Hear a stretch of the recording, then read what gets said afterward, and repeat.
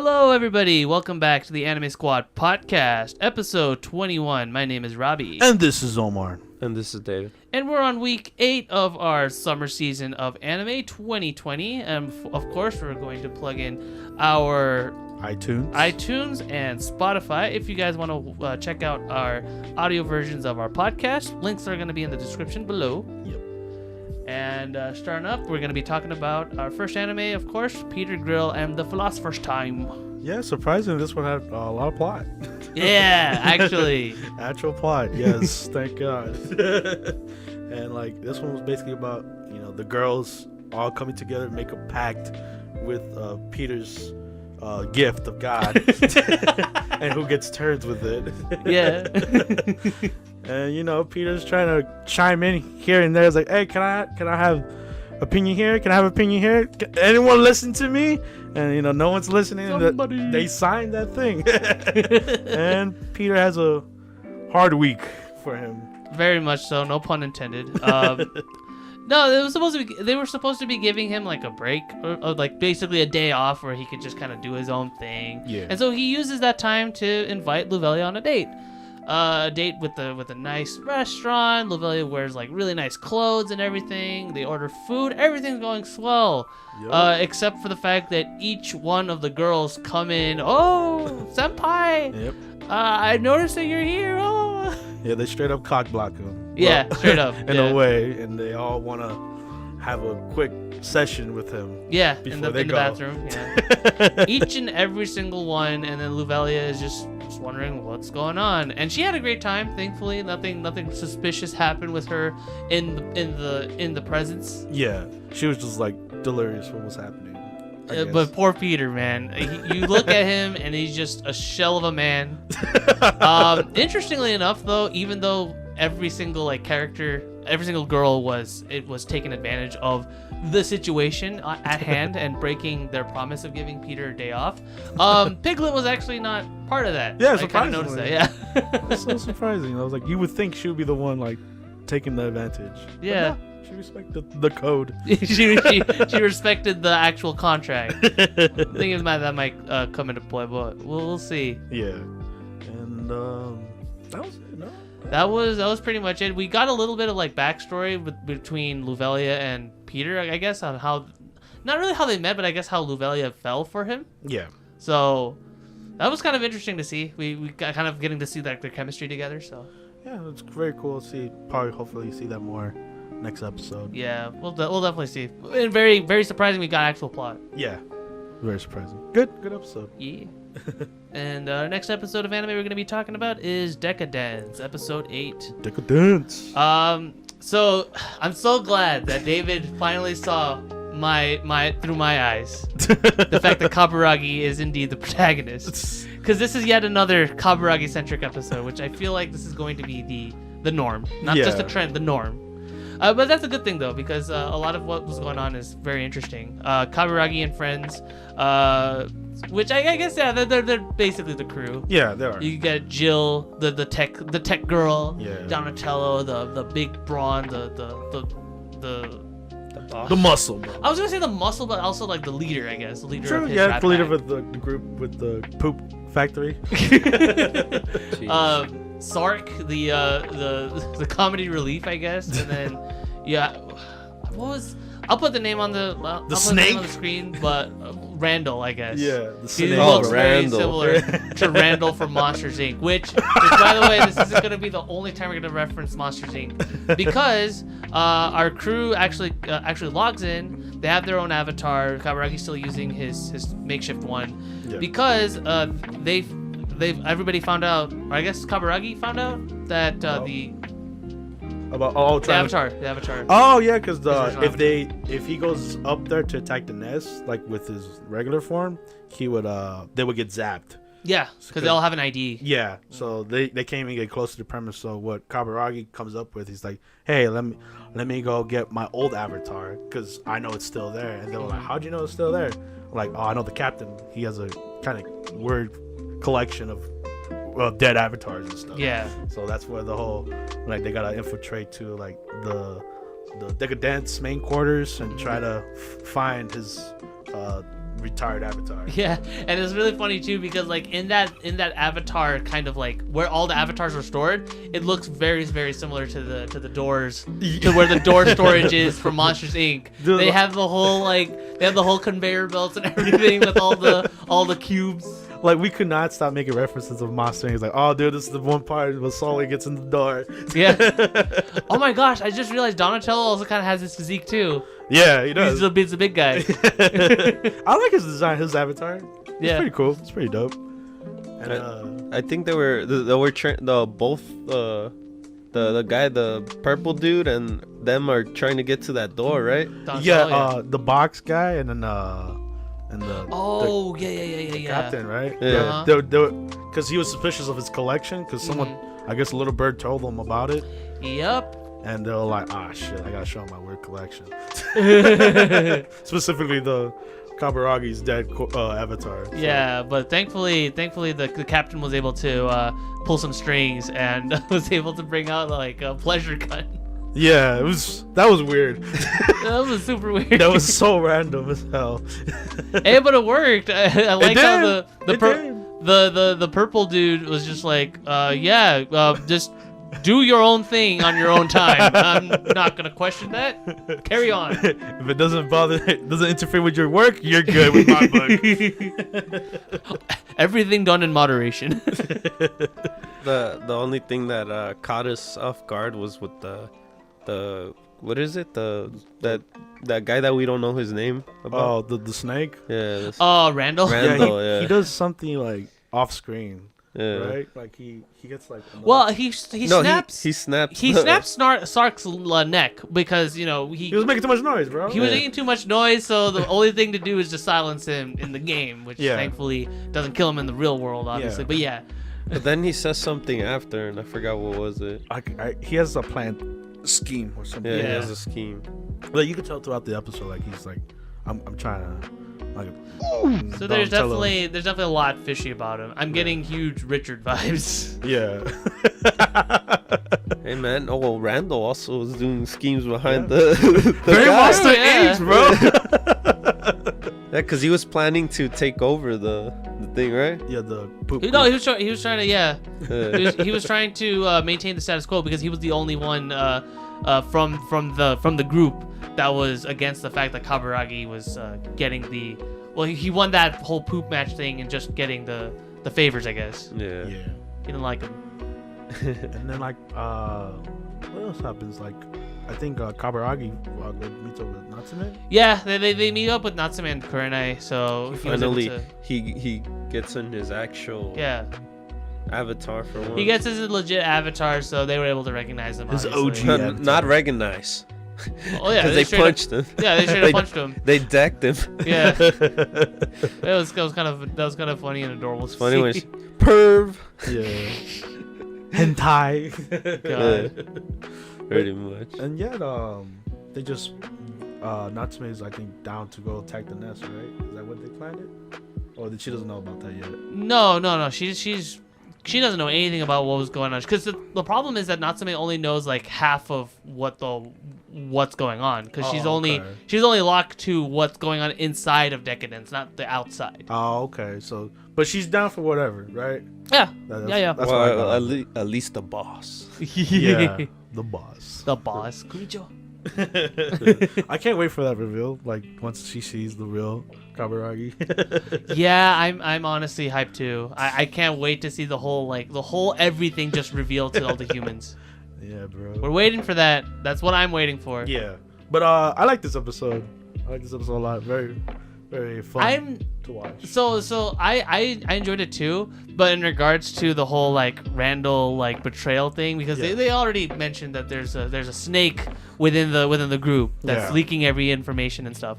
My guess is that either this is going to go the way we're predicting, where this is going to be like the guy that's leaking everything, or they might subvert it and be like, oh, he wasn't the double agent all along. It's actually, I don't know, Jill or Sark that's actually doing that. Also, in the end, our snake convinces Sark to actually he actually convinces him to actually be like, hey, like, get a cut of the deal. You could be the true hero. Yeah. So I'm like, oh man. He manipulated him. Yeah. Well, it's funny too because like Sark is the only one that actually is still on board of like keeping the status quo, even though like the way they convinced everybody is the fact that they mentioned the fact that like all the poop that they've been scooping is all basically being recycled onto the workers. That's gross, man. That is super gross. I didn't think that was the case, but when I had a feeling like when they showed the shot and everything, it looked like the same color as the poop. and the way they like shove it in them. Yeah. That's gross. Well, at least now it gives them extra motivation. Because at first they were like, nah, I like doing what I'm doing. Oh, but you know you're injecting poop into you. What? Oh, crap. No pun intended. I don't want this. This sucks. So the rebellion is going smoothly, but we don't know. There might be a traitor among us. Yeah, we'll see. You'll see, yeah. We'll see next episode. All right, and then the next episode of anime we're going to be talking about is Uzaki-chan Wants to Hang Out, episode 8. Yup. What do you call it? The festival. The festival episode. No, the firework festival episode in the summer. Yes. But something was wrong with Uzaki. She was very sad. very sad and We know why she's sad, because she barfed all over all over his futon. His one place to sleep, and she ruined it. Yeah, she even got like money for her mom to like pay him back. No, like, oh my gosh, I was watching that. It was funny that they were doing that, but I'm just thinking, shouldn't Shinichiro be like, hey, let's discuss this privately. Let's just not talk about it in public. I think she's just open in general. Yeah. No, I know she was not gonna stop. Of course not. She didn't even stop for the damn ice cream. That's true. So this is not gonna stop her there. To be fair, she netted quite a big audience with that. Yeah. Well, this one had a big audience as well. It did, but for the wrong reason. Oh, there you go. Our MC should have just pulled her aside or something. Yeah, that's what you're trying to say, right? But I mean, thankfully though, things go smoothly. He accepted the money. He was like, okay, no, thank you, thanks so much. She still felt down. Yeah. So he invited her to the summer festival. Well, it wasn't her. It wasn't him, but it was actually. I keep saying him, but it was actually more so the barista, the barista coffee shop owner, the family. Yeah, Ami and her dad. They're always in the background, just giving our MC the hype that he needs. Loving the show. Yeah. And Zach can't watch the show because he's stranded in a boat. But he felt the sense. He felt the aura. Like stuff was happening. His spidey sense tingled. Yes. And he was like, I gotta get off this boat. Let me go. Let me out. Try to jump off the boat. I love that gag. Yeah. But yeah, the summer festival, it comes in and Uzaki looks adorable. So adorable in her yukata. Yeah, in her yukata, she has the hairpin. She has the little coin purse with her wallet and everything. Yeah, so like they're both there, but she's still like down and like depressed of what happened. So she's not getting over it. And our boy, he realizes that. He's like, oh man, how could I change her? Reverse this? Yeah, so he goes the complimenting route, which rapid fire compliments. It's very rapid fire compliments back to back. At first she was like, okay, yeah, that's nice.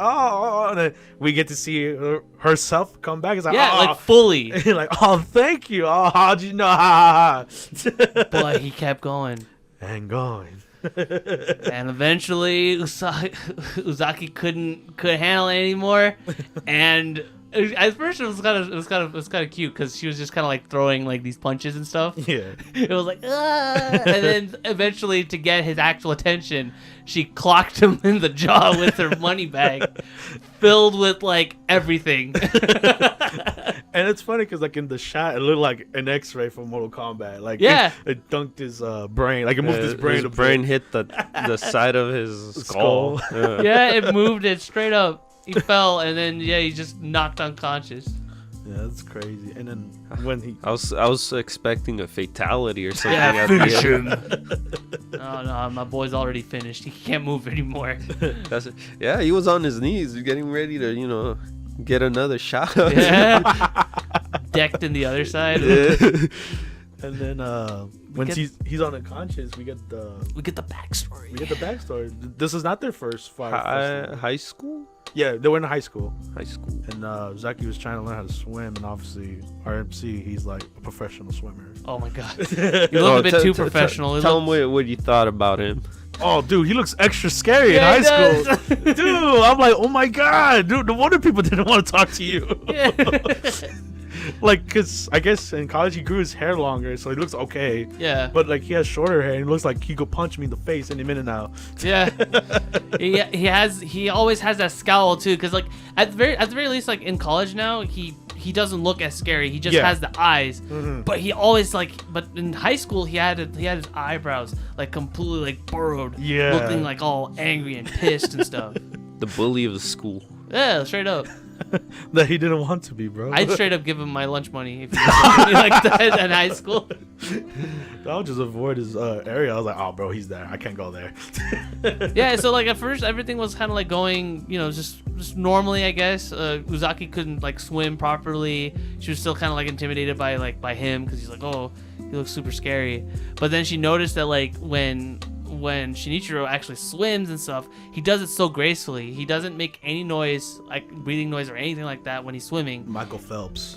And and he straight up just like goes back and forth, and he does it with such grace and form. Mm-hmm. And indirectly, he teaches her like proper swimming techniques, and then that's how they grew closer back in high school. Yeah, and they also, like I said, like this, they went to the first fire festival like when they were in high school. Yeah, and like they just experienced the fireworks together, and then to them being there now, it's just like, oh, that's cool. It's not their first rodeo with the fire festival. Yeah, and we go back to modern time, and he's gracefully in the lap of Uzaki. Oh, the lap pillow, and you see those POV shots, and they take it so realistically because he could not see her face at all. He can't see her face, and she can't see his face. Barely. Yeah, barely. But they're having such a tender moment together that you just can't help but just say aw to the whole thing. Yeah, it's very cute, and it's so cute that even the barista and the guy from the boat can sense it, and they're like, they keep sensing it, yeah. They're like, I'm missing the moment. No, and the smart thing that I like about this episode is that it's not just like the whole group. They specifically, like, at least with the barista and everything, they specifically are like, yeah, you two go. Yeah, it's your guys' thing. You guys go. That's true. Then when you say it like that, because it's always like the whole anime cast comes in. They all and then you only get like a couple minutes worth of like the main couple doing anything, and then sometimes it doesn't lead to anything. Yeah, that's true. Yeah, you have a good point there. It's similar to Love Is War, where they had their moment. Yeah, that's true. Yeah. They have their moment, but I mean, look, with that one was set up completely differently. I'm talking about like other anime, like. Damn, you're blanking out. I am blanking out. I'm gonna list some examples so that way, in post, you'll see my picture. But yeah, pop. Rapid fire. But yeah, that was the end of Uzaki-chan, man.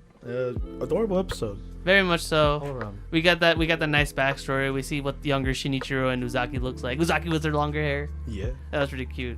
All right. And now we move on to episode 9 of Appare-Ranman.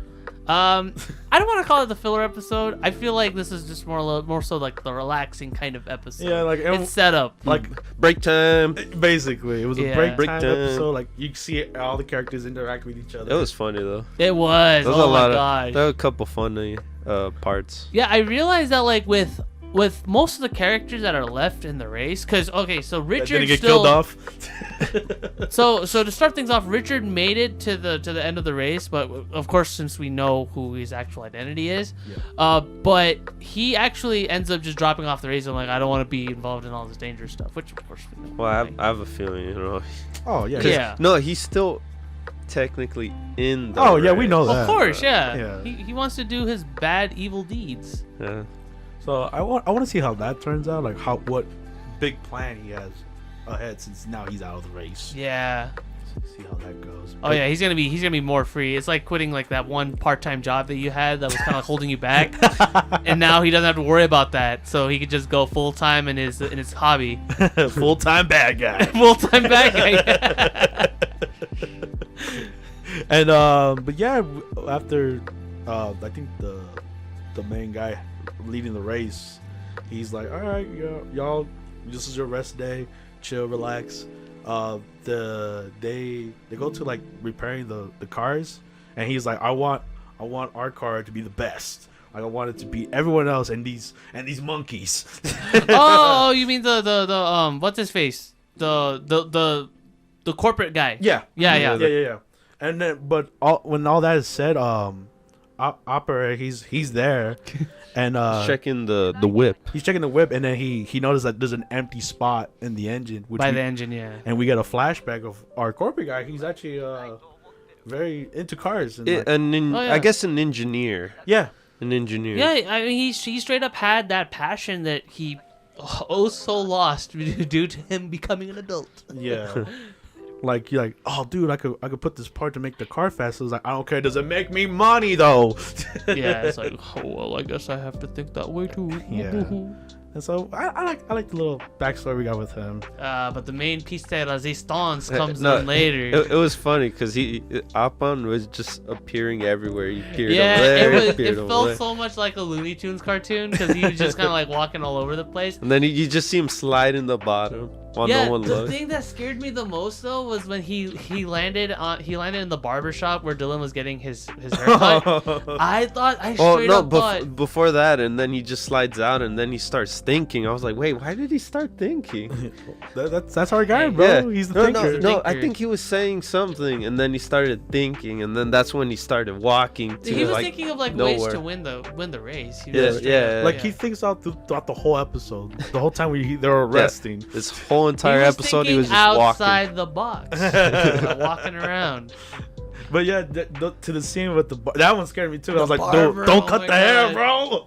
The dude. No, but it's funny. The dude. Also, what's his name? Was getting a haircut too. Oh, Dylan? Dylan? Yeah, Yeah, Dylan was getting a haircut. Yeah, because TJ made fun of his shaggy hair, and he was like, "It's not shaggy, bro. What are you talking about?"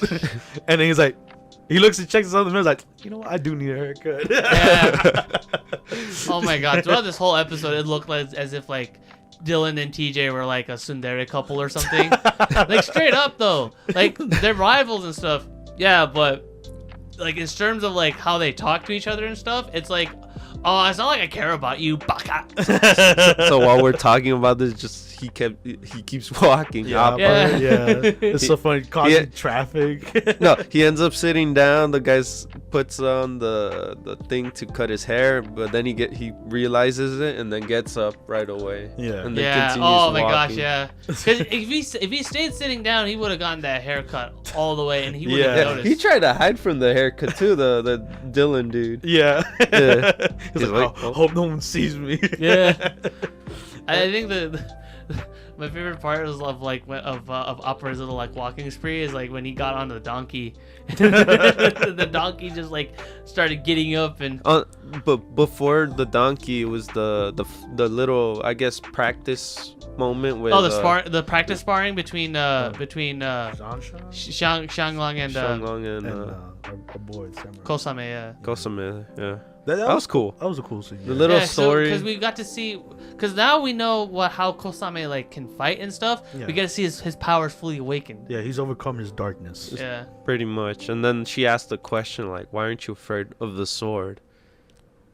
No, he was like, "Oh, why don't you like using the sword?" Yeah. Why did you hate the sword? It's like, no, I respect the sword and I fear the sword. And it's a very samurai mindset. Like they don't like using the sword. Only when they really have to. And that's kind of like their code. Wow, you learned so much about samurais, man. I have, thanks to Ghost of Tsushima, dude. I'm not gonna lie here in the podcast. Ghost of Tsushima's taught me a lot. But then we get the backstory. We get the backstory between Shanlan and his. It was really cool because she learned martial arts through her dad. Her dad, yeah.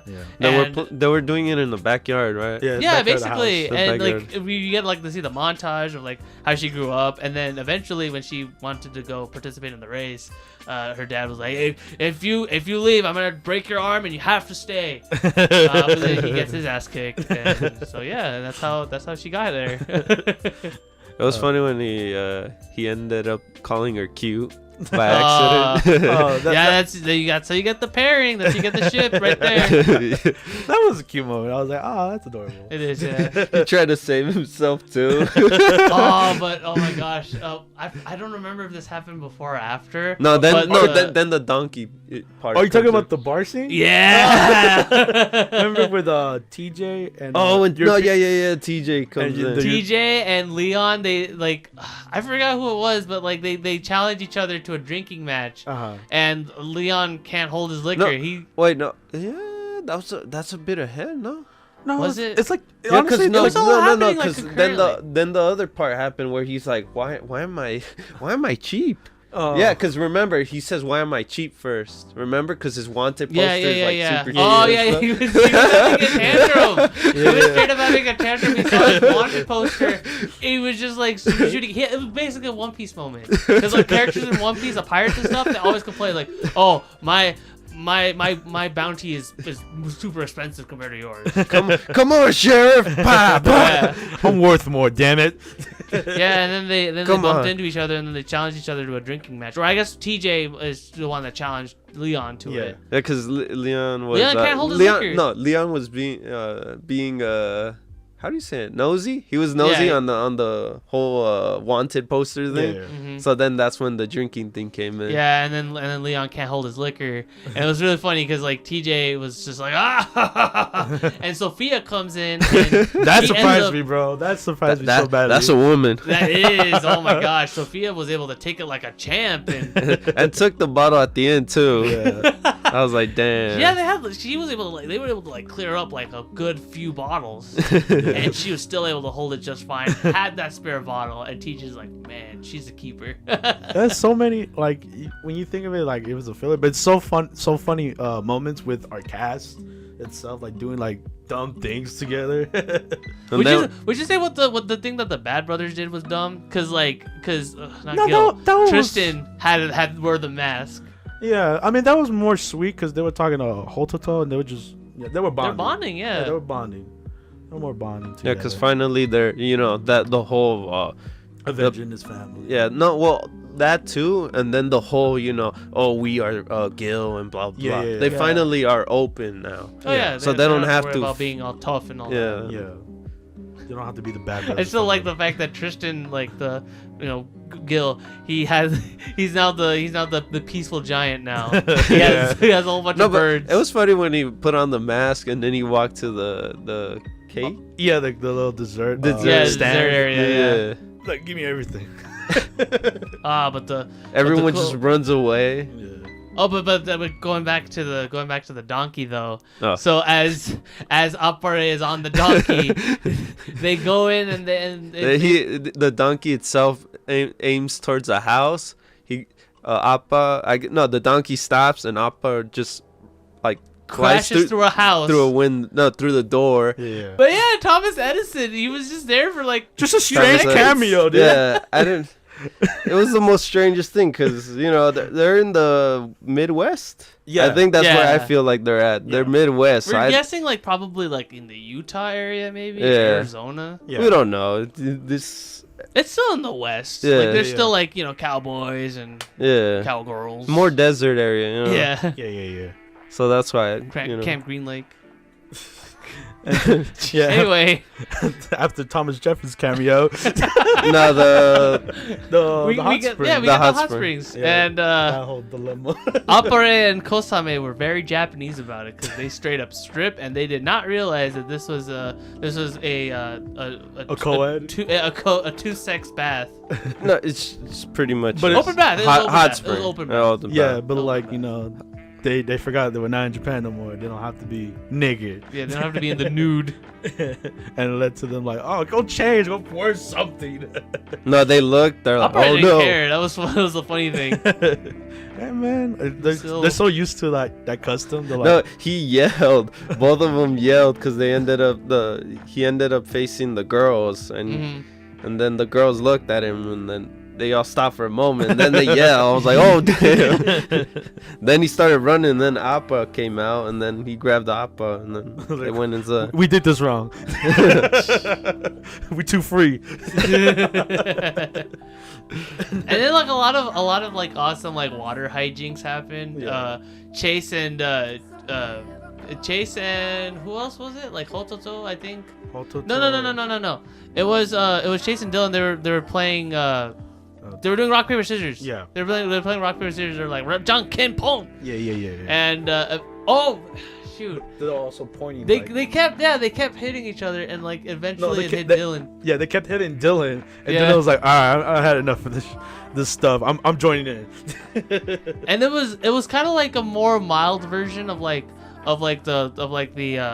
order like participation thing. Yeah. Where like they were like facing off against like each other like challenges and stuff. And you see like Tristan like toss Hototo up in the air, do like cannonballs and stuff. That and was he funny. just like, oh, let me go too. That looks like fun. Yeah. It was straight up like it was such a fun recreational episode. Yeah. It was so. It's very much fun. It stuck with us. If anything, it looked like a pool party. Yeah. If anything. Yeah, it did. And then Hoto 2 is like kind of like He going was through just like a rolling. log, Yeah, just rolling. rolling Appa. Appare around. Yeah. Appare didn't even care. That was funny. He's too busy thinking still about his car.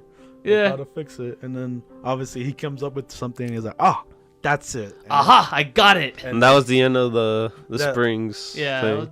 That was the end of our little fun day. Yeah, and I'm surprised we talked a lot about it. Like I didn't think we were gonna talk a lot about it, but I was like, "Oh man, So much of this episode was so like it just stuck. yeah, It true. was so Yeah. good.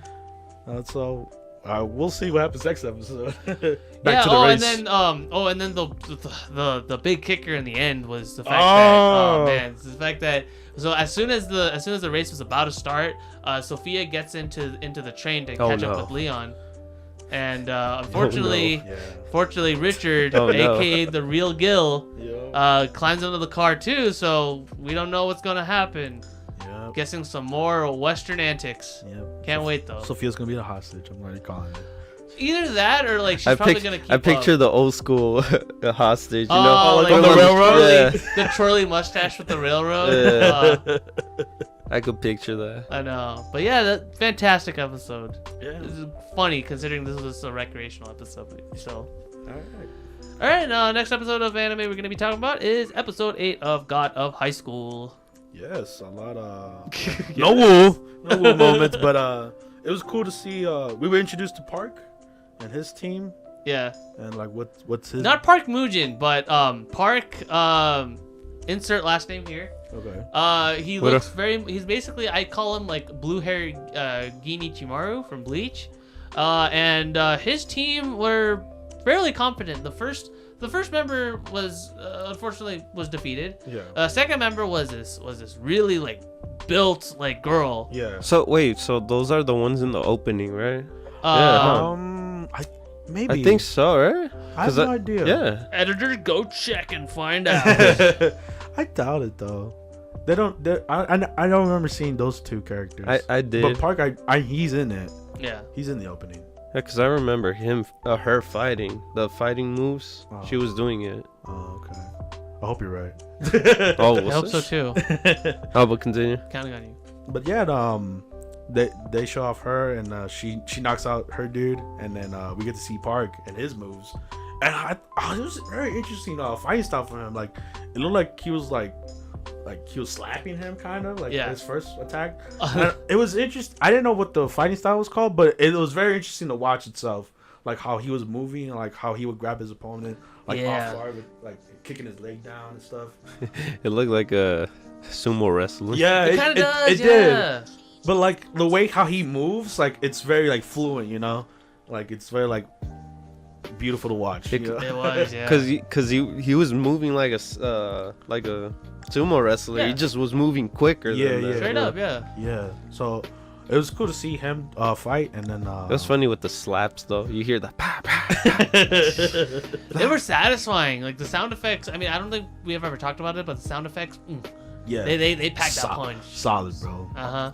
So I'm never disappointed. Like even like these little fights. Before we did the fight, we also got we got a suspension. Oh, from Hein. Oh, yeah. They addressed the aftermath. Yeah, they addressed the aftermath of the. Han gets suspended, and Jabal he gets kicked out.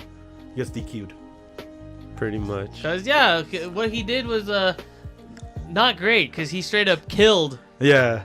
The Magic Man. Not even with the magic science medicine. Yeah. Didn't even fix him. I was like, damn, bro, they killed Harry Potter like that.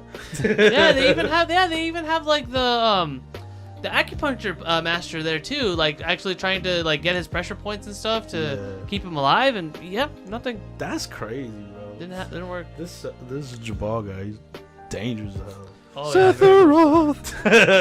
Kind of does look very much Sephiroth vibe. And what else happens, man? After the fight, we get some more downtime, and by downtime I mean Mori was feeling kind of down for some reason. Yeah. We never really got much of an elaboration as to why it happened, but more so it was just kind of him just feeling like sad and bummed out. Yeah, that is true. They explain that? Yeah, his grandpa. His grandfather, yeah. Oh, his like he just misses him? Yeah, he's like, where is he? You know. Well, because Park Mujin explained to Mori as to what happened with his grandfather, the fact that they couldn't find him for a few days, and the fact that he was attacked by a giant sword of heaven.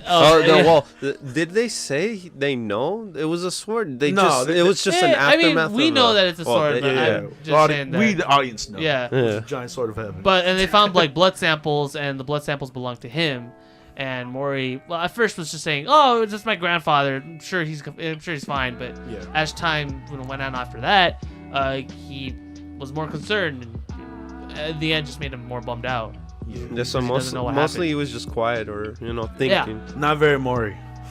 So he was training. I think most of them were training, right? Yeah, they were just everyone's doing their thing. Everyone's doing their own thing. Like Han's working, our girl, she's training as well. Yeah, and then Park comes in to say, "Hey, I'm a big fan.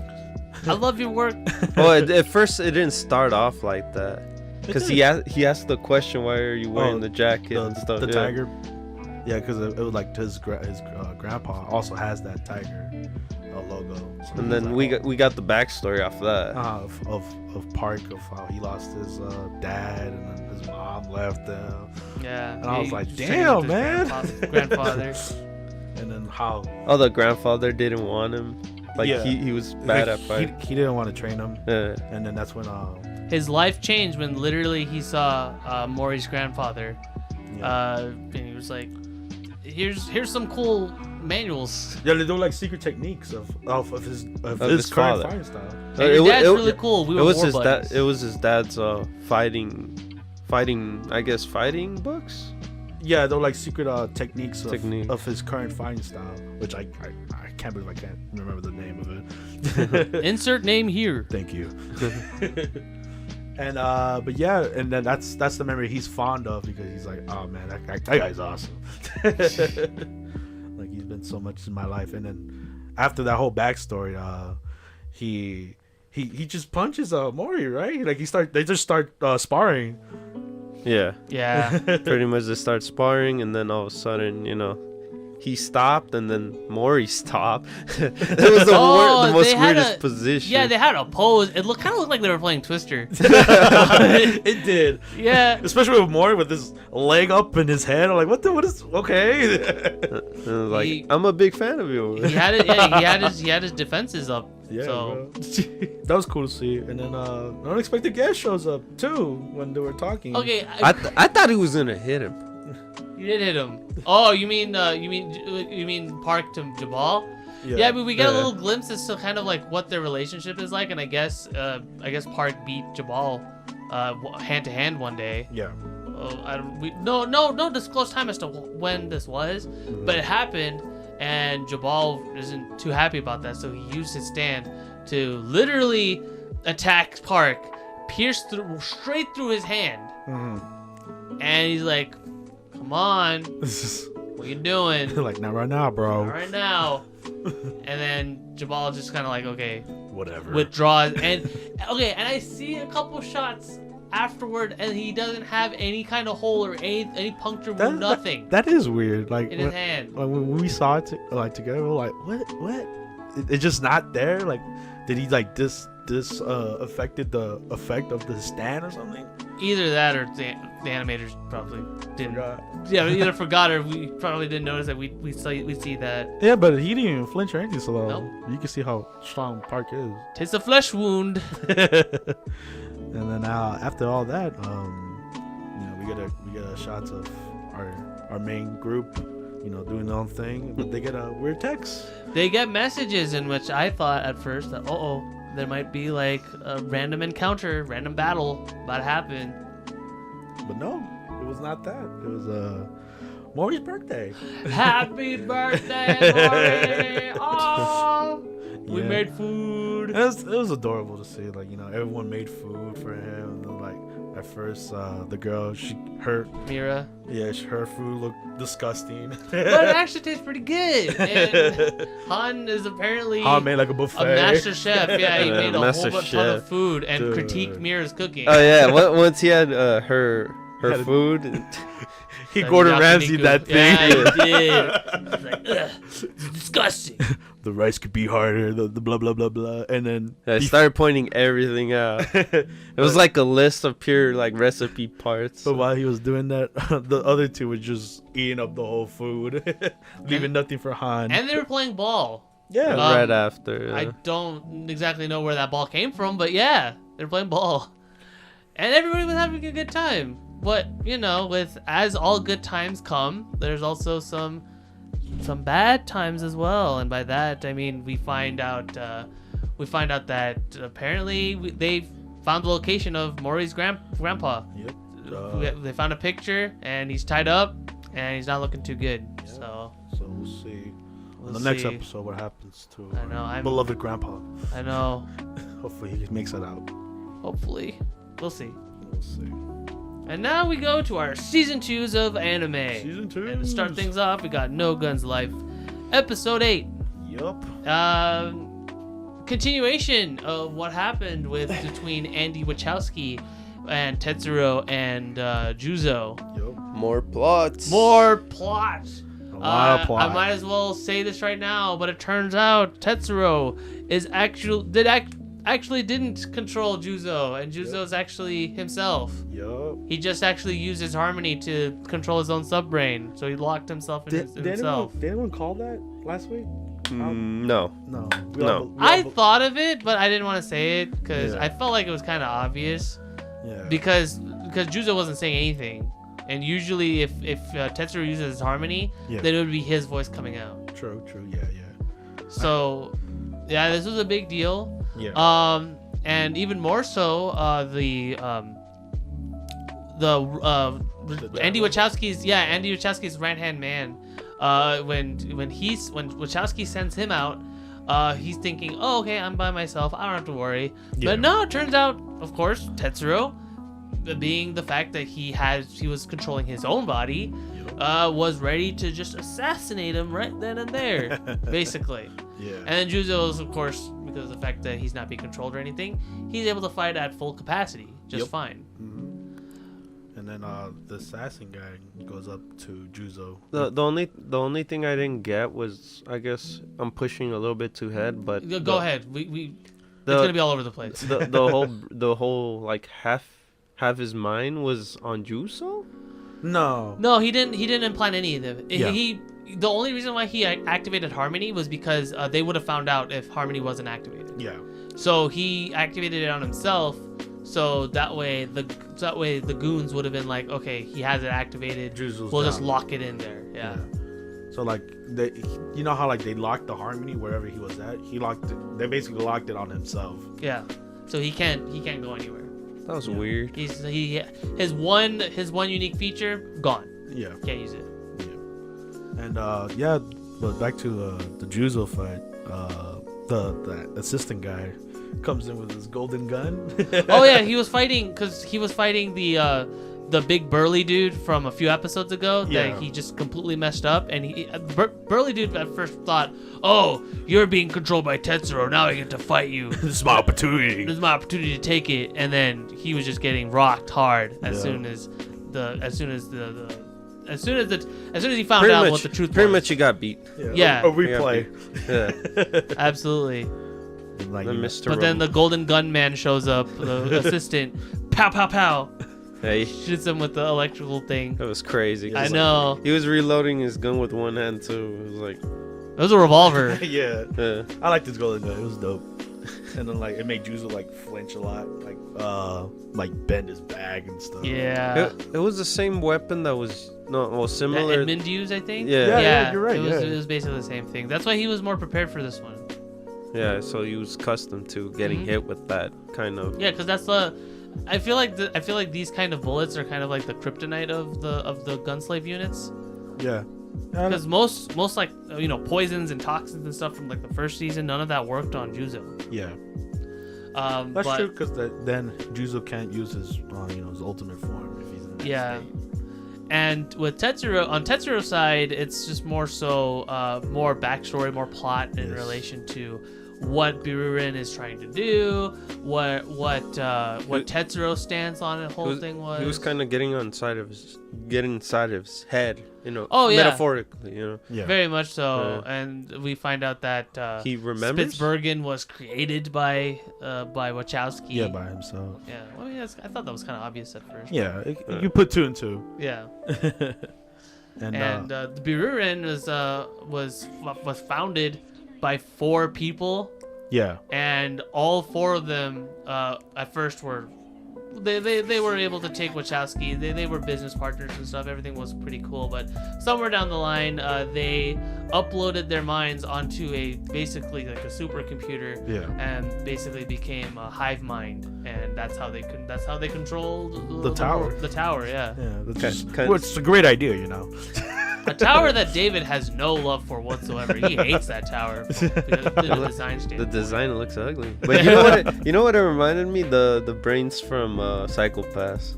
Ah, yeah, true. Yeah. That's very true. That's a good similarity. The system. It helps that they're both kind of like system. kind of helps that they're both like in a cyberpunk kind of world. So. Yeah. But then after all that info dump, Tetsuro remembers, right? No, he was just learning more backstory through Wachowski. Yeah. But speaking of Wachowski, no, because for a second he pictured like he actually. Oh, he saw it. Yeah, he saw himself like in that thing. I thought it was just more so like how Wachowski was describing it. That like that was just kind of him picturing what was going on. I didn't take it as. I thought. Because he was talking about because at that state he lost his memory, so he didn't know what he was doing, and he took advantage of him, because isn't he like Tetsuro like part of like some company or something? And he's the son of the CEO of Birurin, and he kind of gave the rights to him by doing that handshake and all that. Yeah. So that's why he's like pretty powerful now. So that's why he's like, nope. Yeah. Now he's like, I regret doing that. So like after all of that info dump has happened, so we find the scariest thing that happens in all of media. The wheelchair guy that Wachowski, is a part of in this group, walks. Yeah, yes. He can stand up. Because of course, of the rejection. Yeah. Yeah. The same type of fear I felt when, in the end of Final Fight, when the main bad guy comes up, is basically the same thing with Wachowski. He comes up, but he doesn't stand up in 2 legs. No. He looks super grotesque. It's so gross, dude. Like his neck is sticking out. Like he has a tail. He looked like he looks like a dog, but with like hands coming out of the back. It's gross, dude. No, I think his hands were just above him. Yeah, like extra pair hands. Like he looked weird, and disgusting. It was weird too with his nose thing. Like it was like whiskers. Yeah, it's all bad. Yeah, it's not an appealing design at all. I think this is probably the grossest looking extended we've seen. Yeah, I agree, 100%. Yeah, and then Tetsuro Tetsuro was able to grab it. That was kind of weird, He grabbed too. the I did bullet. not... Yeah, he was able to grab, like... Jutsu grabbed the bullet on his end. Yeah. And on Tetsuro's end, as he's being chased down the hall, he had nowhere to go. And then Wachowski attacked, and Tetsuro grabbed the attack. Yeah, And he was like, I'm getting serious now. And he was able to... I guess he was able to override Harmony on his end. I forgot. So he actually got the legs, because remember he was fully bodied, like full body, like he was not no extended parts. So now he has extended parts. Oh, what do you mean, Wachowski? No, the kid. Tetsuro? Tetsuro. Yeah. Well, no, Tetsuro's only extended, like actual legit extended feature is the Harmony. Because his arms and legs. I remember, yeah. He never amputated them. Oh, okay. He wanted to amputate them, but Mary said no. You have working legs and arms. It's just that you're super weak. Physically, you're weak. So what is that, like kind of like armor? They're like, yeah, I'd say they're basically like, have you ever seen those suits that Japan made, like those muscle suits? Yeah, it's like G.I. Joe. Yeah. They're meant to enhance your current strength. It's like that. Okay. So it's enough to like kind of like make it where you could actually be able to hold on to stuff. So cool. And that was basically. That was it. Yeah. That was the end of No Gun's life. There was some fights like sprinkled out throughout in between, but for the most part it was like half and half. Yeah, I say it was way better than last episode. For sure, yeah. And now we move on to our next episode of anime, ReZero episode 8. Now this one's boy, there's a lot to talk about. On there is so much to unravel on this one. Okay, you go ahead first, man. You want me to do it? Okay. Yes, do the honors. So, to continue off from where we last left off, which after Subaru's 3-day kidnapping, Otto and Ram help. They explained how they were in cahoots, and how Ram ended up helping Otto help bail Subaru out, and the whole village is in on it and everything. Yeah.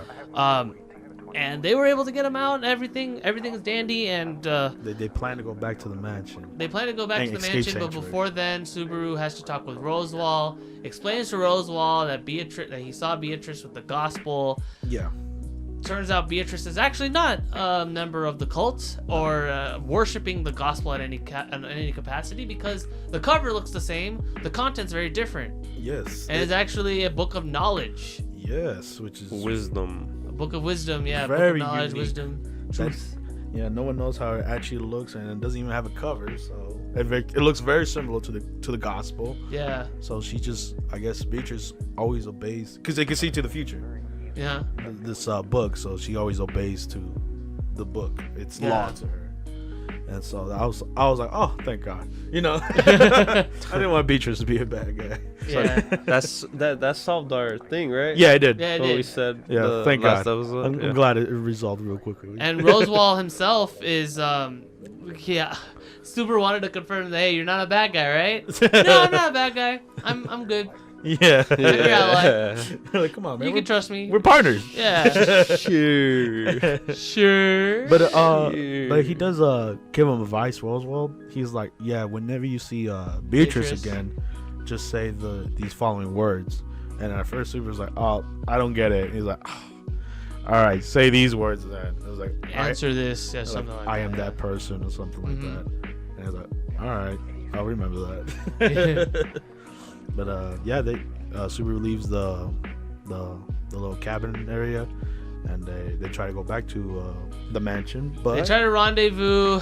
He's about to leave, but unfortunately, Garfield catches a whiff of what was going on. Yes. Subaru's like, "Hey, aren't you supposed to be at the sanctuary? The sanctuary."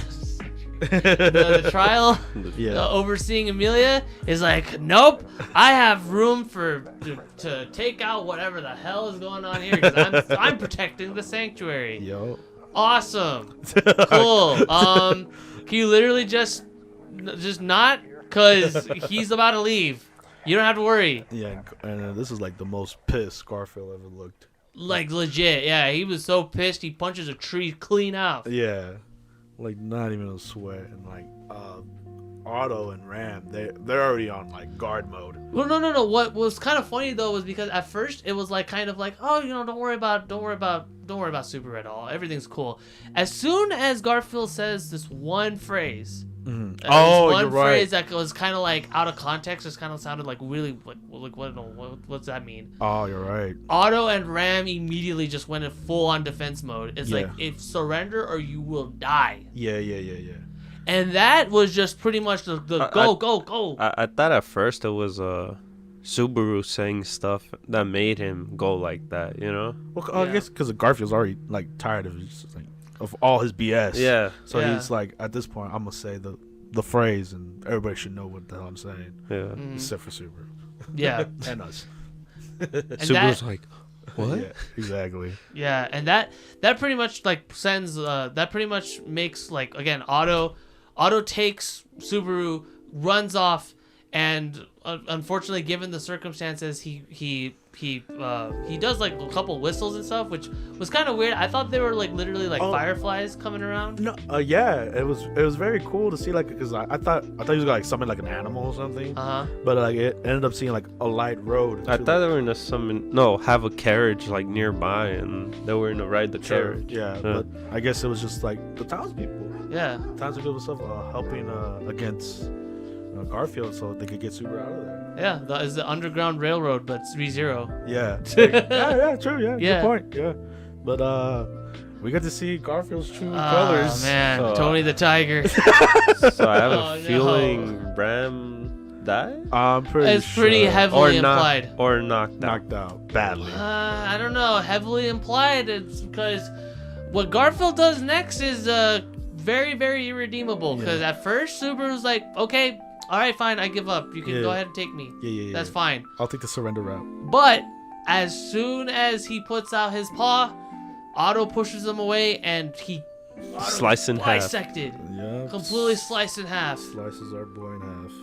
And Subaru just watches in horror. Yeah. Everybody else is like trying to defend him. It's like, we'll handle this monster. Yeah. And everybody just gets destroyed left and right. And you just see Subaru just standing there. Yeah. And in the end, Patrash, the dragon, he lifts him up and launches him that way. That was sad to see, man. I was like, damn, even the dragons are trying to help you, bro. That's crazy. That's sad too, because the dragon died so many times, man. And then after that, we see the glow of the necklace, and he gets teleported to that same world like that snowy world where like Pluck is like a giant creature. Yeah, where Puck actually where Puck becomes huge, and that was really weird. He woke up. Yeah. Well, he woke up in that dungeon area. Well, to me, it looked like the what do you call it when they ended up doing the what do you call it when Amelia and him gets teleported and then they get teleported back, or he got teleported to a place. He sees the elf girl, and then he gets teleported back to the carriage. That's what I reminded me. So my theory with that is that, again, this might be completely baseless or whatever, but my theory is that like when the crystal activated, he teleported back into the dungeon area and was knocked unconscious. And for whatever reason, time just kept going on for like maybe a few months until like winter. And by then, again, with all the snow and stuff and those, again, to go a little bit ahead, rabbits came out. Oh man, these rabbits, man. So because of that, after Subaru was knocked unconscious, he woke up. Everything is all snowed in and everything. He was walking around, figuring out what the hell's going on. And eventually, he didn't find anything, of course. Yeah. But eventually, he finds a rabbit, and he didn't know what to make of it. He kind of like he tried to pet it, like, trying to figure out what's going on. But immediately, he sees his hand just chop out.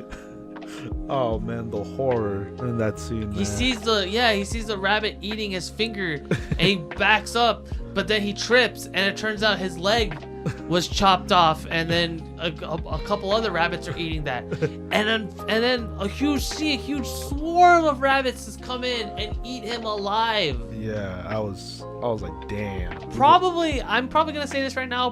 That's probably the most gruesome way that Subaru has gone yet.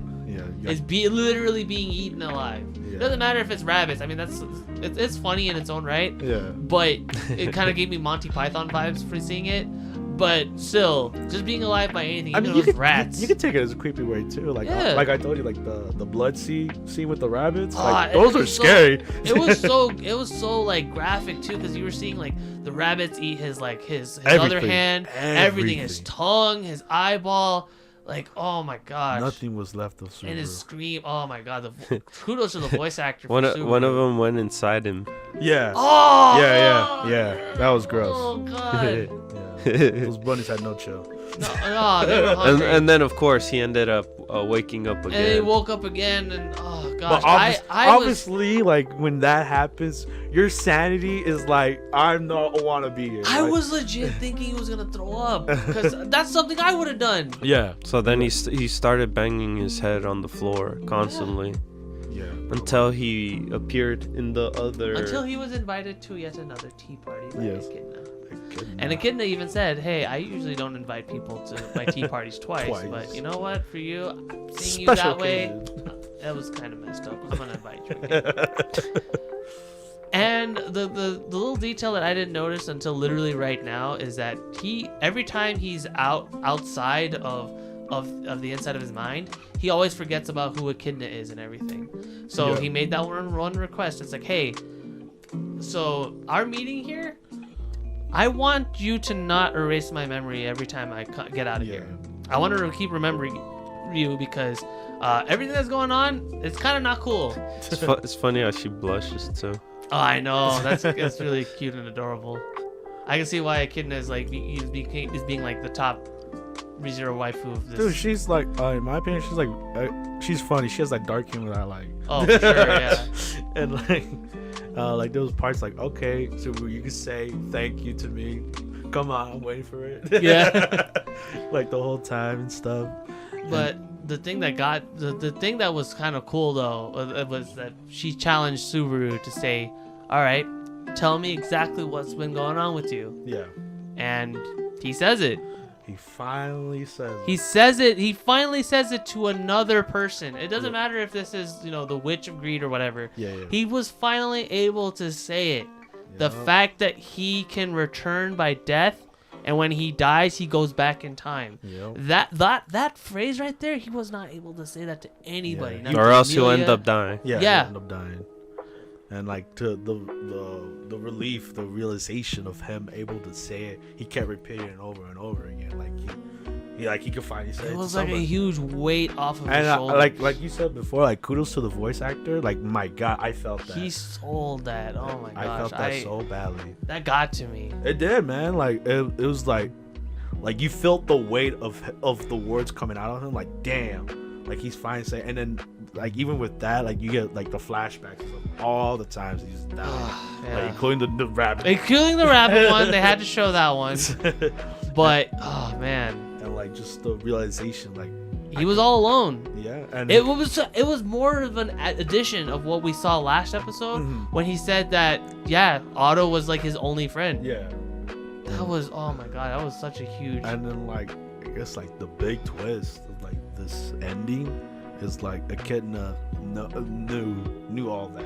Yeah, she was just able to see what was going on. She couldn't actually interfere. Yeah, she's been watching since like day one, and I'm like, damn. And like she obviously she could feel the weight like of Subaru, like mentally, emotionally, all this comes everything tumbling down on her. Like so she even her like the Witch of Greed of herself. She's like, damn, I need you to like.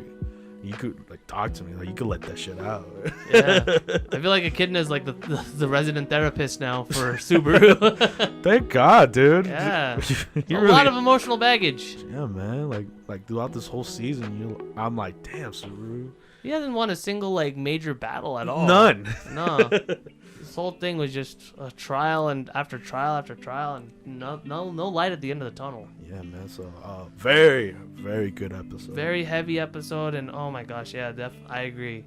Very good. Yeah, man.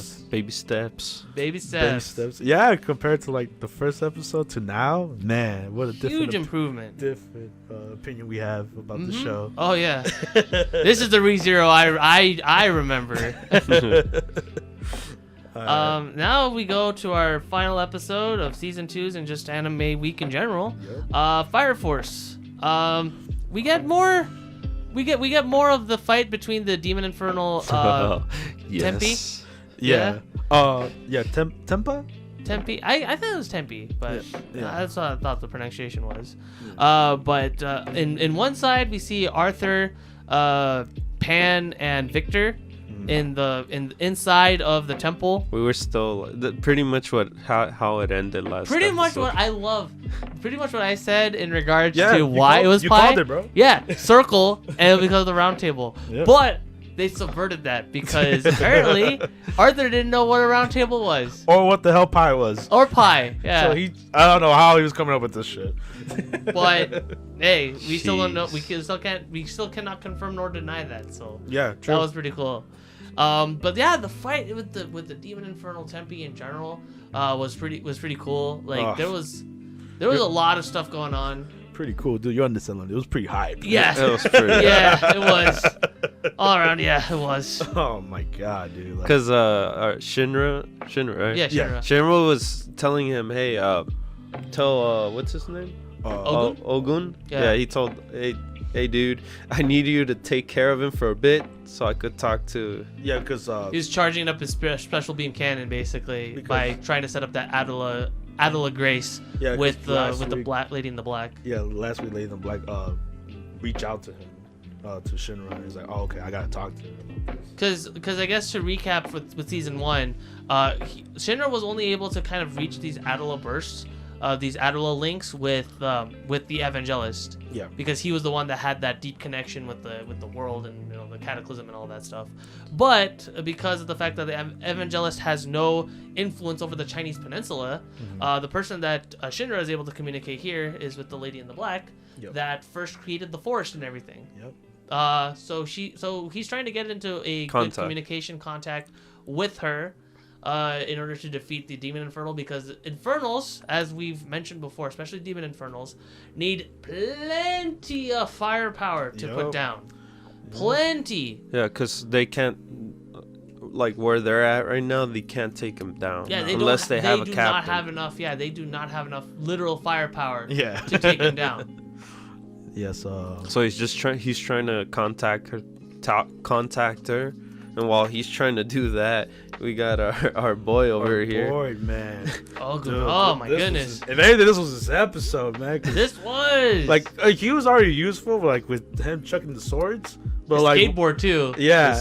His Gilgamesh moves. And Yeah, stuff. exactly. But like once our boy got the jacket off, man, it was game time, man. It gave me the JoJo vibes. oh, very much so, bro. Since it's Either come- JoJo or I guess JoJo. I was gonna also say JoJo. Street Fighter 2. That also No, works, too. JoJo. You know, coming from David Productions, man, so they had to They like know they had to what's throw a up. little their flair in there. Yeah. It was funny Yeah, and but- awesome at the same Yeah, it time. was dope, dude. Our boy, like He was oodling. he transformed to like his like fire ink, Yeah, Fiery Ink. and like just transforms into like a beast, and like just like udo everybody. Yeah. he was flinging the guy up, flinging Yeah, him down, bro. I like bashing that. him on the floor. Dude, It he was like a straight up savage, bro. Like just chucking him, like chucking him up, chucking inside. You know, just a lot of chucking. and then we got a glimpse of him. I guess he also fought the oh captain. no, the girl, she comments like, Tamaki. Yeah, Tamaki was able to comment on the fact that apparently, given the amount of strength that Ogun has, he could be able to go toe to toe against the first squad captain. yeah. Yeah. So that's like super impressive. And like, damn, bro, like he even like throws like a basketball at him at one point. A fire basketball, but even with his raw power, he's like, all right, Shinji, I need you to like hurry the hell up. I'm running steam here. And then the rest of the Juggernaut. What was the name again? Tamaki. Yeah, Tamaki. Yeah. Oh my gosh. So so Tempe was able to actually find out that Tamaki was able to tap into the the whole Prayers. the prayers and everything, Latom, all that stuff. So his main motive was to get rid of her, so that way him and his goons don't have to worry about any of that, of the putting down stuff.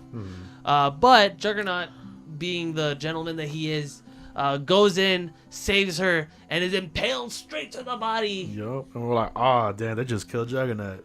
Yeah, but it turns out he's okay. Jeez. Which is weird.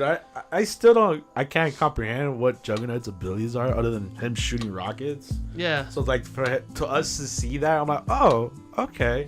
This is It interesting. was just an assumption that he was huge because his mother comments like, "Oh, you're such a big boy now." Oh. eating those potatoes. Yeah. But now that we look at it, it was like, I wonder how thin he is inside. Right? How tiny is he? how true tiny form? is it? Yeah. Did you see his actual I, hand? no, too? I was picturing, what do you call it? The mask. He bends to the side. Oh yeah, Yeah. like in the big suit. Yeah. But it was really weird too because he gets mauled by all the hell dogs, and everybody's like, "What the hell?" And then half the suit is already gone. yeah, and then he Waist just below. regenerates it again. Yeah, so He had an extra clothing. clothing. Yeah. It's like, oh no, I gotta put out my second layer on. Yeah. But yeah, our boy Shinra asks the mole for help to call upon the witch in black, Yeah. and they're like, all right, I'll try it. And then she finally comes in. She's like, oh, I hear your call, I hear your cry. Yeah, the Infernals might not care about the mole or even acknowledge him, but at least the lady in black does. Yeah, but like, Well, he didn't call her out. It was more He helped. The little animal called Yeah. him out. I thought he's a mole. Oh, mole. What? Yeah. I called it an animal. I didn't remember what he was, but yeah. All animals. Jeez. But yeah, so Upak the mole was able to help Shinra call him out, just that little extra juice. yeah, And she was able to heed his call, but unfortunately, she is completely drained of energy and is not able to. And she even says, "I'm not able to properly give you that adult grace that you want from me. Because I gotta protect the. I gotta protect the forest. I don't have enough energy to give, so you can't get that lot of Yeah, energy. because I'm only gonna keep it for the forest, just the forest, because I care about the forest. But Shinra had an idea and he said, "Well, I don't need a lot of energy. Yeah. I just need enough to do it." And then she said, "Well, I only have a second worth. Second worth? I mean, that's not gonna be enough at all." 2 And then- seconds? 3 seconds? Well, they didn't. They never really got to bargaining. In fact, Shinra. You didn't get the joke. I got the joke. Yeah. I mean, all right, but anyway, so Shinra then says, "Well, I don't need 2 seconds." God damn it! He doesn't say anything about that. He just says that I just need a second. That's it. That's plenty of time. Yeah. And then that was the end. I was sorry, our boy Shinra that could break the sound barrier. That's enough time. Technically, you could stop time in a way, too. That too. Yeah, that he was too. able to go. You know so what? fast. I'm already picturing how it's going to happen. Yeah, that's what he said. 1 second. That's plenty of time. I can do it. Yeah. And that's how the episode ends. Mm-hmm. That's the end of our animes. Yay! And now we go on to our news. News time.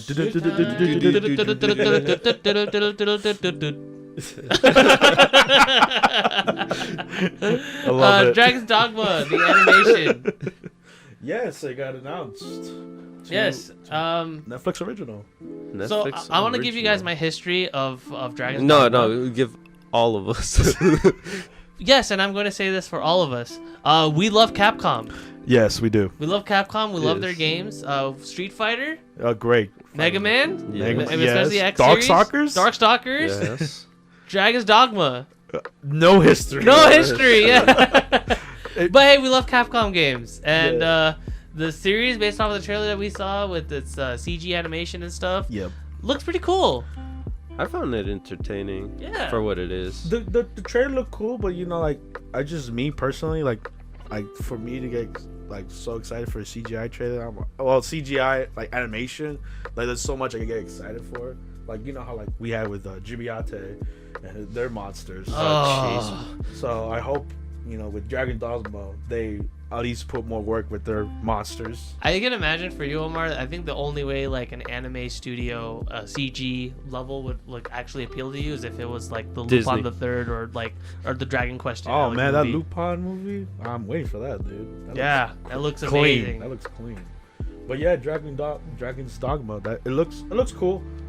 We have no context of the game itself, where it's based off, but it looks like It looks really fun. The story and the animation and everything in general just looks pretty cool. You look cool, and then also the girl. The girl, yeah, I like the girl, and like he just gives her a name. He's like, yeah, I'm gonna just name you after my mom. Yeah, that's cool. Yeah, so and she seems like a powerful ally.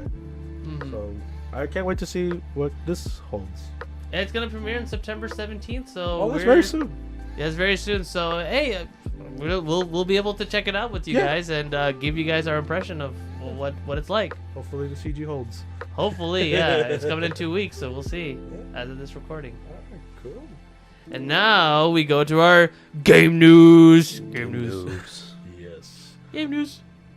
This was interesting. I didn't expect a new version of the Switch coming out. I did, but I'm just surprised it came out. It's coming out so late. So far, they're saying a new model of a Switch. Mm-hmm. But right now, rumors-wise, they think, well, I guess in general, it feels like they might improve the thing, but they're going to improve it even more, apparently, with 4K. I don't know how that's possible. 4K on a Switch. I mean, okay, so I don't know. My guess, this is just my guess, but my guess is that the new Switch model is going to have 4K output. Oh, hold on. And also, all of us three have a Switch. Oh, yeah. So we want to let you guys know that we all have Switches, so we know what it's like to have a Switch. Yeah, so we're I'm excited for it. Yeah. I'm excited for the next model. But with the Switch itself, with the new Switch anyway, my guess is that the 4K graphics is primarily going to be held for TV output, and if you want to play your Switch on the go, that's probably gonna have a 1080p resolution, because with the current Switch right now, it's 1080. It's 1080 on TV and then 720 on out of dock on mobile. So do you think it's gonna be a different dock? That's the thing. That's a good idea. Yeah. It might be a different dock. I was just thinking it might be a bigger screen or something. Yeah. My small brain about the tech. You also I forgot who it was. One of us mentioned that the Joy-Cons might just be fully integrated onto the screen itself. No, I don't think so. I have a feeling they're just gonna end up adding it to the additional kind of controller thing that we got when we received the Switch itself, and it's just gonna be on that. It's gonna be just a tablet. You know what I want? A tablet with an open, like you could open the back. It's not gonna be the tiny little lid that we open the back. It's gonna be the other lid that's gonna make it. Oh, like on your Mac Pros or whatever. Yeah, kind of like that. Yeah. You guys want to know you guys want to hear what I want though, or maybe what might happen? What you got? Okay, so imagine bigger Joy-Cons. No. No. Hear me out. Control size. But you could split. You know how you could be able to like take out the Joy-Con and you get 2 controllers out of it? Yes. You split those controllers and you get 4 players. Dude, that thing's gonna be a huge Joy-Con. Yeah. Imagine trying to replace that. How much that's gonna be worth? No. Right there, no. No, Isaiah, it's just a theory. Jeez. An anime's podcast theory. I like your theory. I hope Anime that Squad happens. podcast theory, yeah. No, but I have a feeling they might eliminate the actual, the clicks.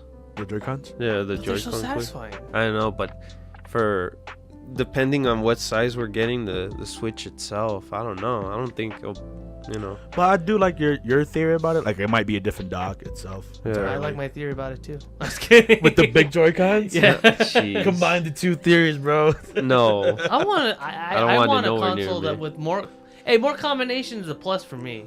True, yeah. You know what? More money for them because Yeah. you gotta buy a lot of Joy-Cons and they're Yep. pretty expensive. So They are. I know. Just think about I it. do not want The that. fan base couldn't even tell. No one would want that. Okay, well, you guys comment on this. Comment right here on below. Would you guys be cool with the big giant Joy-Con you can split 4 ways? Please tell us. I want to hear you guys. What do you guys think about how the new Switch is gonna look like? Just give your theories out there. Link your guys' DeviantArt submission, and we'll check it out and give you guys our thoughts. You know what I want for as well? Hopefully different colored switches. Oh, you You know how they did it for the lights? We should also get it for the Switch itself. I Cause want to go on the dark switch. most most of the switches are just black. Yeah, they're black. Yeah, maybe. Yeah, I can see So that. there's I think 1 or 2 collectors ones that are actually different color, but in general it's just black. Yeah, I think like the Animal Crossing one's like baby blue or something like that. Yeah. Yeah, I'm not entirely sure, but yeah, I want like different Yeah, color, different colors. Yeah. Like the light. pretty much. Painted And make it like an easy way to remove it and put a different color on it. That would be cool. I don't know. Yeah. I want to switch it up. Switch it. Oh man, that Click. wordplay. All right, well, that's it. That's it for the Switch. On to our next piece of game news, and it's Cris Tales. Yes, interesting game, to say Yep. so the least. So from what we've seen from based off of the trailer, it's a JRPG. It's a JRPG story of a girl whose kingdom gets overthrown by an evil empire, but uses time in order to travel between the present, the future, and the past, to basically save her world from tyranny. And along the way, she also meets up with friends and the basic JRPG story, but the combat system, based off of what we've seen in the trailer so far, looks pretty cool. Yeah. And the animation and the art style looks amazing. Looks gorgeous. That's what caught my eye. The yeah, art same, and animation. I think same with all of us. I think Yeah. the art style and like the 2D aspect caught all of our eyes. It really gives off like that nice like indivisible vibe Yeah. to the whole thing, and I'm honestly glad we're getting more games that's like this. True. I like in the trailer itself, like when she's walking forward, like it pops out, like it looks like really good, like with the 2D, but like it has that 3D effect. It reminded me of Octopath too.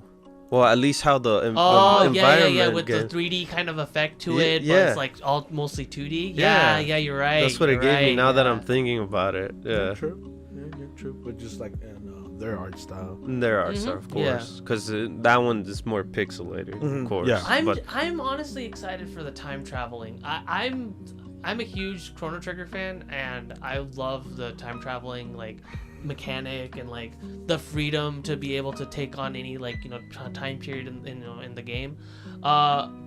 You have like a whole bunch of time periods in Chrono Trigger. For this one, I think it's only going to be 3, which I'm still okay with. If you could be able to integrate like side missions, side questing, or main quests that involve time travel, I'm all for it. Yeah. So this looks interesting. Like the only time traveling game I played was Majora's Mask.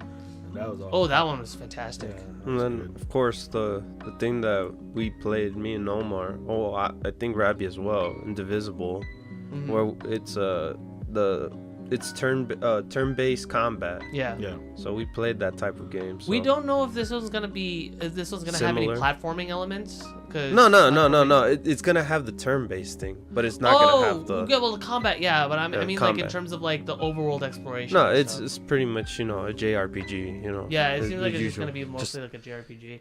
They mentioned that the inspirations and such for the game is well, like I mentioned before, Chrono Trigger, Bravely Default, Final Fantasy VI, Valkyrie Profile, and Persona 5.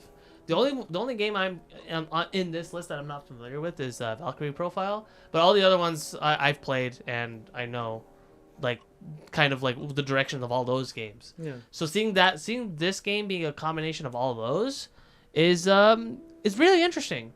I'm really looking forward to see kind of like how this turns out. And apparently it's going to be available in November of this year. So November this year and for all consoles. for all consoles, PS4, All consoles. 5, Xbox Series X, Xbox One, Nintendo Switch, and PC. Yeah, so Huge line of which I'll be honest, before doing research on to seeing who the developers and publishers were, I was kind of afraid of like all these different things because I was getting like, I don't know, Mighty Number 9 vibes with all these different like platforms and stuff that this game is going to be on. But I saw like kind of what the pedigree is for the developer and the publisher, and I feel like they're going to be doing a pretty good job with release, just so long as the game itself is going to be good. I feel like release-wise, it's going to be pretty consistent. yeah, we'll see. I have faith. I like their trailer on like Mighty Number 9 trailer. Hey, and there's a demo out too. Yeah. That's one thing that you don't get to hear a lot of, games is demos. Yeah, true. You're absolutely right. The demos are so rare these days. So, I don't know. I'll definitely Try it out yourself. I'll probably try it out too. Yo. We'll see. And a blast from the past. Bubble 4, Friends, the Baron is back. A game I thought would never get a sequel to, but it's here. Omar, say the title too. Bobble for Friends. The Baron is back, baby. Yay. It's very it has so much charm to this game. Like the classic, bubble, you can go through the levels and like beat every enemy there, and then you progress. And it's so cool. Like from the trailer, like Well, you weren't too fond with the newer version of it, but you could technically swap it to the old style. Well, no.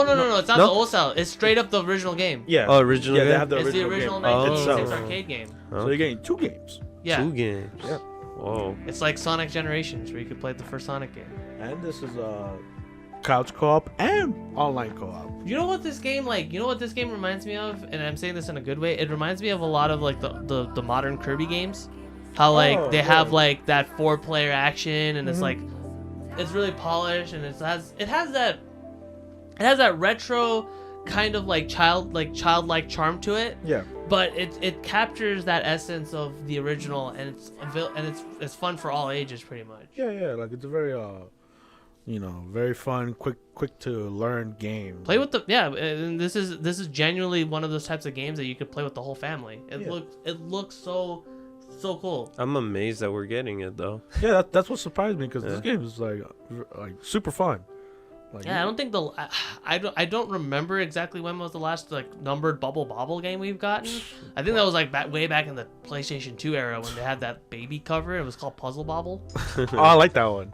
That one's pretty fun too. Yeah.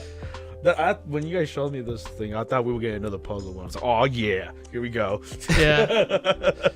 Jeez. But yeah, seeing a 4th installment and great title, I'm very excited for it. Mm-hmm. And when is this coming out? It is. November 19th. Yeah, it's coming out in November, and apparently, okay, so we gotta look deeper into this, but I guess the Switch version's already out, but it's gonna be getting a re-release around that time. That's interesting to see. It is very interesting, yeah, but I don't know. I'll do some research and I'll post I don't know, articles or whatever release thing here. But yeah, it's really cool. Yeah, blast from the past. Blast from the past. And now, what you guys have all been waiting for. Jeez. The last article of the episode, we're going to be talking about I don't know why it's here. Kingdom Hearts. No, hold on. Kingdom Hearts, Melody of Memory. Why? All right. Who wants to start first? No, you know what? You Yes. give your I'm gonna opinion start first. Go with the Okay, positive. so Kingdom Hearts Melody of Memory is going to be a rhythm game, and we're going to be tackling the soundtracks of Kingdom Hearts' past. It's going to be, for the most part, going to be a basic rhythm game format. You're going to be playing as Sora, Donald, and Goofy in what looks like Pretty their- much 20 plus characters and 140 tracks. Yeah, and it has online versus multiplayer. So hypothetically, me and Omar could be playing across the world, and again, familiar faces. You also get Disney guest characters. So whenever we get like Lion Lion King songs from based on what we've seen in the trailer. Simba will be there, bashing his little brains onto the enemy, whatever. And yeah, and the cool thing is that we also get to get some story bits on this title too. No. Which, for again, spoiler alert for anybody that either hasn't played Kingdom Hearts 3. Highly recommend you play Kingdom Hearts 3 before getting into this game, because this will be going into full detail as to what happened after Kingdom Hearts 3. So yeah, definitely if you guys want to check this out, definitely recommend playing Kingdom Hearts 3. Getting versed in everything before that, and yeah, it looks promising. We'll see where this goes. So what do you know? Wait, hold on. What do you think about the gameplay in general? Well, like I said, the gameplay itself is like it's like a rhythm game. If I were to compare it to something, I guess I'd compare it to either the Miku games or the Persona 4 or 5 dancing games. To me, it doesn't look like the Miku games. Well, I guess more so like the Persona games, the Persona dancing games, because those have like different. I'm not saying based off the visuals, because of course with the Persona ones, they have like their own dance models and they have like dance. Yeah, tracks they look and stuff cool. Like that. No, to me, I don't know. For me, it looks. I guess is a different type of rhythm game than those three in general that you said, because it's pretty much you're defeating sometimes bosses too. Mm-hmm. It's like playing a rhythm game with fighting boss, or rhythm game while doing a journey. Right. Yeah. It looks kind of like those endless runners that you see like on like phone games and such. Yeah, but, I could picture that. Yeah, but we'll see. Okay, can I chime in now? All right, Omar, on to you. Let's see. I want to hear your thoughts on who asked for this? Who was like, yes, you know what's missing in Kingdom Hearts, in my Kingdom Hearts? I need a rhythm game to this. Yes. Not only do I want a rhythm game to this beautiful franchise, I also wanted to tie into the story of the last title. Who asked for this? And I'm looking at this trailer and it looks disgusting. Honestly, like when Sora's floating in that ugly line and through the like cutscenes of the damn game, it's cringe, dude. And like you get to see like them. I just don't understand. You take the best thing out of Kingdom Hearts, which is the combat itself, and put it in the rhythm game. That makes absolute no sense to me at all. It's like you had the best thing about your game and you take it out. Yes, that's cool. Now that you said it, 140 tracks, so I better see all 140 tracks and that playlist. Don't worry, man. You're gonna get Let It Go. No. Oh yeah, great. Thank you. I want another rendition of Let It Go. It's like obviously the best songs are the damn like openings itself, but I'm looking at it right now. It's just so ugly, dude. It's like I hate this, and the fact that it has its own story attached to it, which makes if you're a diehard Kingdom Hearts fan, I'm sorry you got to get it yourself or look it up online to know the damn story.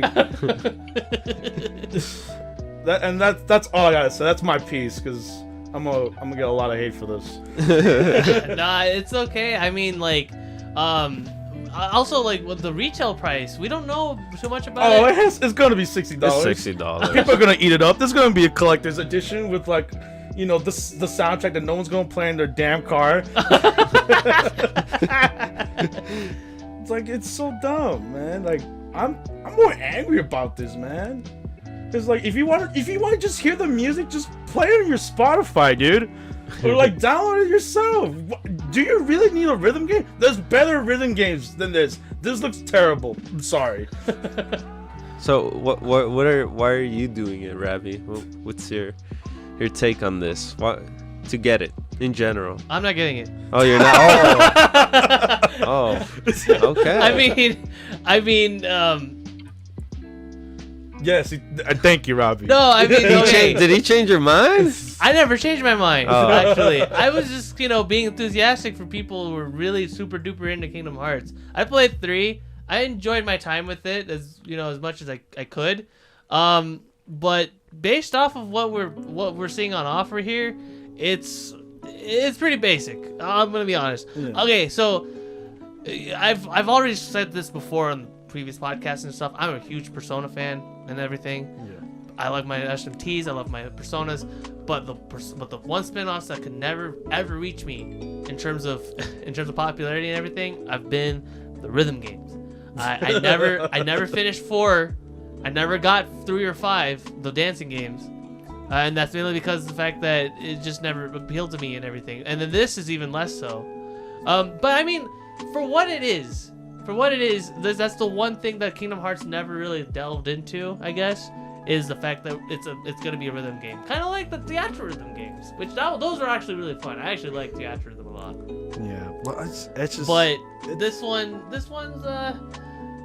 it's a thing. I think if anything, I'll probably see if I can borrow it off a friend and see for myself as to kind I don't want of to how touch much this mileage with I a can 10-foot get. pole, bro.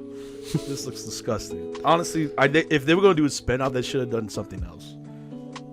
That's my piece. Should have done turn-based RPG. Yeah. I would have. I was gonna say I would die for it. No. I'd like to get one, like a turn-based RPG. Yeah, or Kingdom Hearts. something, man. Just, like, rhythm game? Who asked for this? I want to know. I want to see a poll, like, who asked for a rhythm Kingdom Hearts game?